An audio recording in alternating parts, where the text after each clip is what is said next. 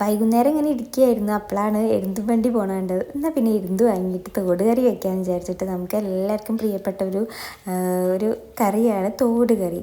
അത് അതിൻ്റെ കൂട്ടത്തിൽ വേറൊന്നും ഇല്ലെങ്കിലും കുഴപ്പമില്ല, വെറുതെ ഇരുന്ന് കഴിക്കാനും ടേസ്റ്റാണ് കേട്ടോ. അപ്പോൾ അത് ഞങ്ങൾ പുഴുങ്ങാൻ വയ്ക്കുമ്പോൾ വെള്ളമൊന്നും ഒഴിക്കണ്ട, അത് നേരിട്ട് പുഴുങ്ങാൻ വെച്ചു. നന്നായിട്ട് കഴുകിയിട്ട് പുഴുങ്ങാൻ വെച്ചു. എന്നിട്ട് അതായി വരുമ്പോഴത്തേക്കും വേഗം അരിമണിയൊക്കെ വറുത്ത് പൊടിച്ച് വെച്ചിട്ടാ. പിന്നെ അതിലേക്ക് തേങ്ങ അരയ്ക്കണം. തേങ്ങയിൽ കുറച്ച് പെരുംജീരകവും പിന്നെ കുറച്ച് ചെറിയ ഉള്ളിയൊക്കെ ഇട്ടിട്ട് തേങ്ങ അരച്ചെടുത്തിട്ടുണ്ടായിരുന്നു.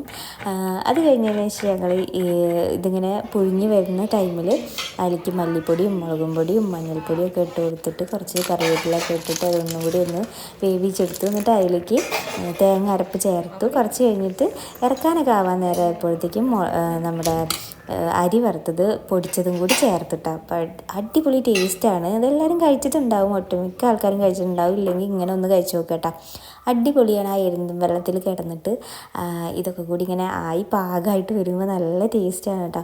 അപ്പോൾ നമ്മൾ ചായ കുടിക്കുന്ന ടൈമാണ്, വൈകുന്നേരമാണ് ഇത് കിട്ടിയെന്ന് പറഞ്ഞല്ലോ. അപ്പോൾ ചായയുടെ കൂട്ടത്തിൽ എടുത്തു, അതും കുറച്ച് കഴിച്ചു. പിന്നെ നൂഡിൽസും കൂടി ഉണ്ടാക്കിയിട്ടുണ്ടായിരുന്നു. കുറേ നാന്നൂറ്റം പറയുന്നുണ്ടായിരുന്നു നൂഡിൽസ് വേണമെന്ന്, അപ്പോൾ അതും കൂടി ഉണ്ടാക്കിയിട്ടുണ്ടായിരുന്നു കേട്ടോ. അപ്പോൾ ഇത്രയുള്ളൊരു കൊച്ചു വ്ളോഗാണ്. അപ്പോൾ ഇഷ്ടപ്പെട്ടെങ്കിൽ എന്തായാലും സപ്പോർട്ട് ചെയ്യും.